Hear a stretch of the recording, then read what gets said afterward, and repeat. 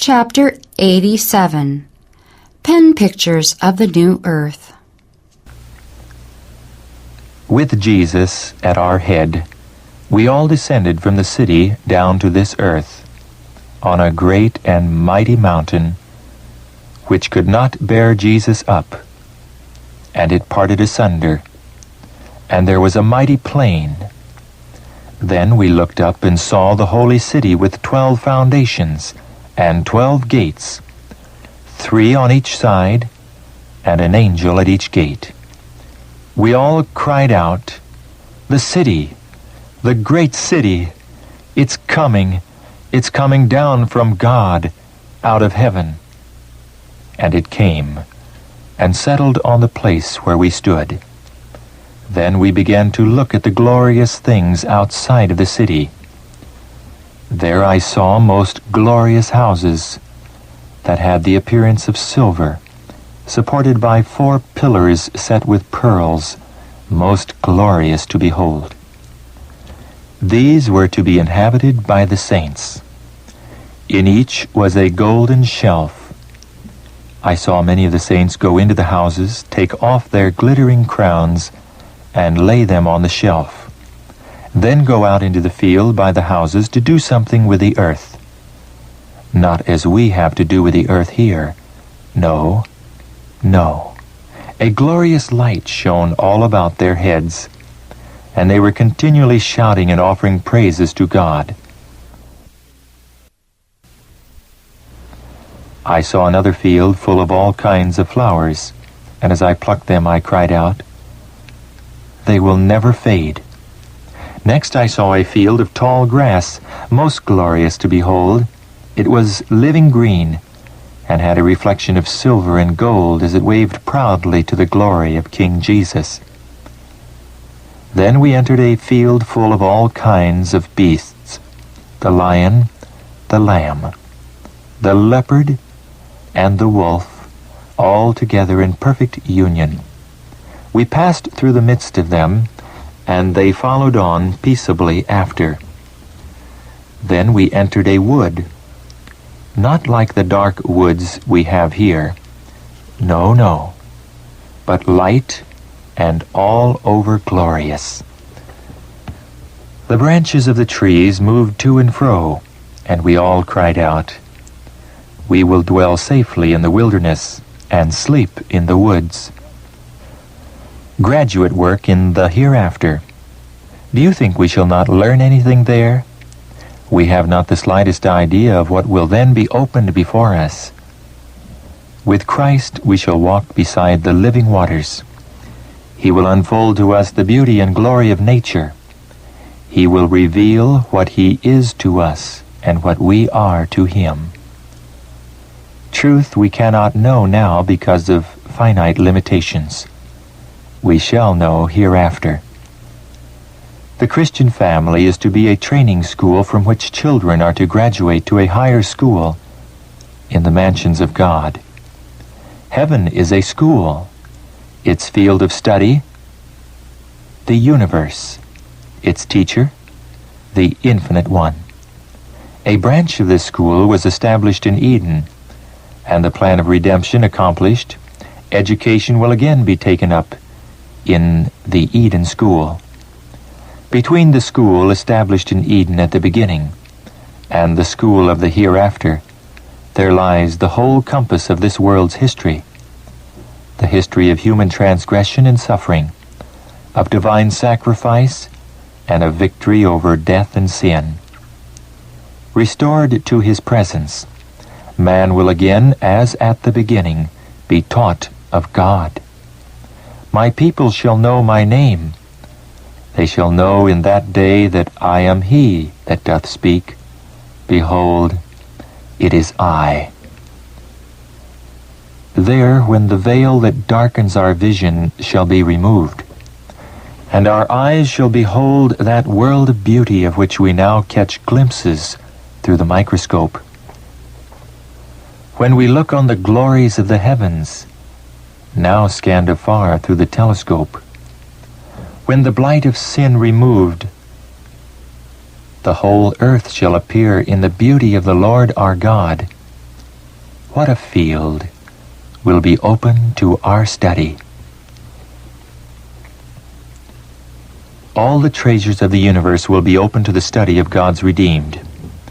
Unfettered by mortality, they wing their tireless flight to worlds afar. Worlds that thrilled with sorrow at the spectacle of human woe and rang with songs of gladness at the tidings of a ransomed soul. With unutterable delight, the children of earth enter into the joy and wisdom of unfallen beings. They share the treasures of knowledge and understanding gained through the ages upon ages in contemplation of God's handiwork. With undimmed vision, they gaze upon the glory of creation, suns and stars and systems, all in their appointed order, circling the throne of deity. Upon all things, from the least to the greatest, the Creator's name is written, and in all are the riches of His power displayed. And the years of eternity as they roll will bring richer and still more glorious revelations of God and of Christ. All knowledge is progressive, so will love, reverence, and happiness increase. The more men learn of God, the greater will be their admiration of His character. There we shall know, even as also we are known. There the loves and sympathies that God has planted in the soul will find truest and sweetest exercise. The pure communion with holy beings, the harmonious social life with the blessed angels and with the faithful ones of all ages, the sacred fellowship that binds together the whole family in heaven and earth, all are among the experiences of the hereafter. In the earth made new, the redeemed will engage in the occupations and pleasures that brought happiness to Adam and Eve in the beginning. The Eden life will be lived, the life in garden and field. They shall build houses and inhabit them, and they shall plant vineyards and eat the fruit of them. They shall not build and another inhabit. They shall not plant and another eat. For as the days of a tree are the days of my people, and mine elect shall long enjoy the work of their hands. There every power will be developed, every capability increased. The grandest enterprises will be carried forward. The loftiest aspirations will be reached. The highest ambitions realized. And still, there will arise new heights to surmount, new wonders to admire, new truths to comprehend, fresh objects to call forth the powers of body and mind and soul.